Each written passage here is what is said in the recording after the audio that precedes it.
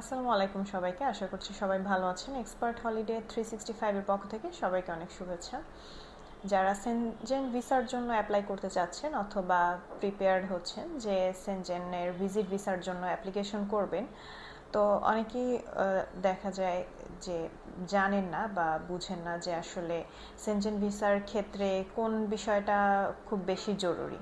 বা শুধু সেনজেন বলবো না, যে কোনো দেশেরই ভিজিট ভিসার অ্যাপ্লাই করতে গেলে আপনাদের সবথেকে জরুরি বিষয়টাই হচ্ছে একটা প্রপার ট্রাভেল প্ল্যান।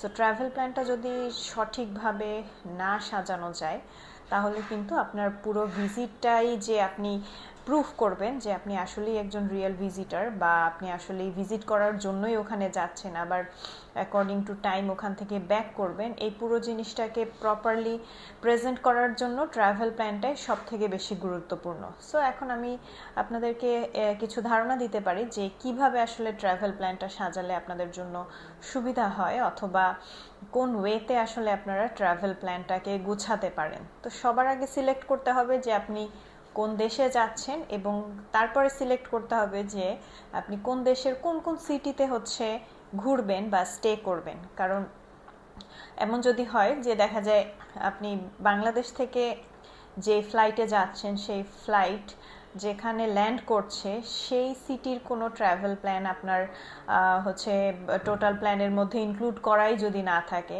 অথবা ওইটার রিলেটেড যে আশেপাশের যে সিটিগুলো আছে বা ট্রাভেলিং প্লেসেসগুলো আছে সেগুলো যদি প্ল্যানের মধ্যে ইনক্লুড না করে আপনি জাস্ট ফোকাস করেন যে এই দেশের এই ভিজিটিং প্লেসগুলোই হচ্ছে অনেক বেশি পপুলার, আমি এগুলোই আমার প্ল্যানের মধ্যে মেনশন করব, বিষয়টা আসলে এরকম না। আপনার যে সবাই যেরকম করে সেরকমই হতে হবে এরকম কিছু না। আপনি চাইলে আরও একটু ইউনিক করতে পারেন, যে সব সময় সাধারণত যেই ভিজিটিং প্লেসেসগুলো সবাই মেনশন করে বা অনেক বেশি পপুলার ওগুলো না করে আপনি তার থেকে একটু ডিফারেন্টে যেতে পারেন।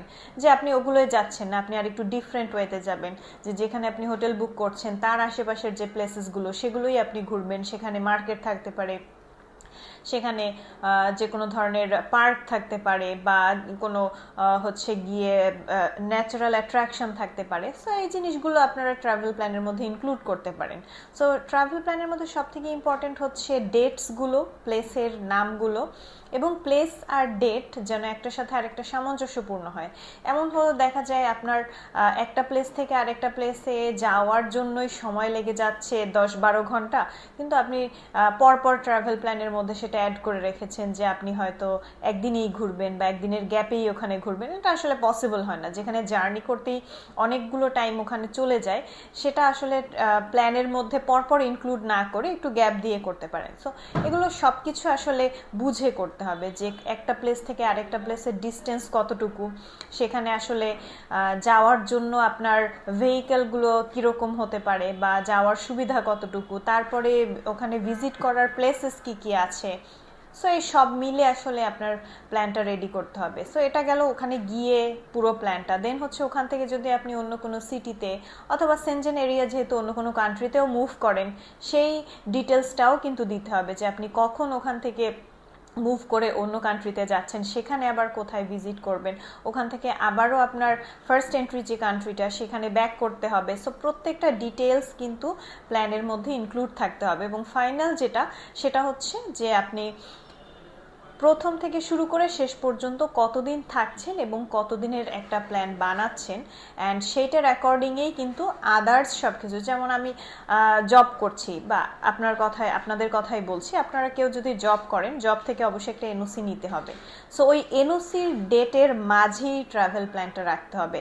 সো সাপোজ দেখা যায় যে অগাস্টের আপনি 10 তারিখ থেকে 25 তারিখ একটা এনওসি নিয়েছেন, সো আপনি ট্রাভেল প্ল্যানটা করতে পারেন 15 থেকে 20 তারিখ অথবা 12 থেকে 22 তারিখ এরকম। কিন্তু এমন যদি হয় আপনি এনওসিটাই নিয়েছেন 10 থেকে 20 তারিখ, কিন্তু ট্রাভেল প্ল্যানের মধ্যে অ্যাড করে দিয়েছেন আপনি 5 থেকে 25 তারিখ, সো এটা একদমই মিসম্যাচড একটা ব্যাপার হয়ে যায়। সো সব কিছু খেয়াল রেখে আসলে প্ল্যানটা মেক করতে হবে।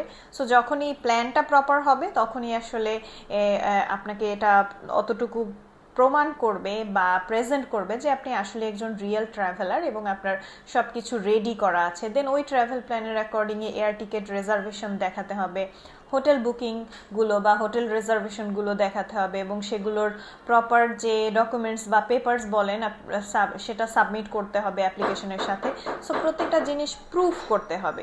এটাই আসলে টোটাল একটা অ্যাপ্লিকেশন সাবমিট করার প্রসেস। সো এই প্রসেসে যদি আপনারা সামনে আগান বা একটা অ্যাপ্লিকেশন সাবমিট করেন তাহলে কিন্তু ভিসা অ্যাপ্রুভাল খুব সহজে হয়ে যাবে। সো আই হোপ আমি বোঝাতে পেরেছি। এছাড়াও ভিসা অ্যাপ্লিকেশন সংক্রান্ত যে কোনো হেল্পের জন্য অবশ্যই আমাদের অফিস ভিজিট করতে হবে।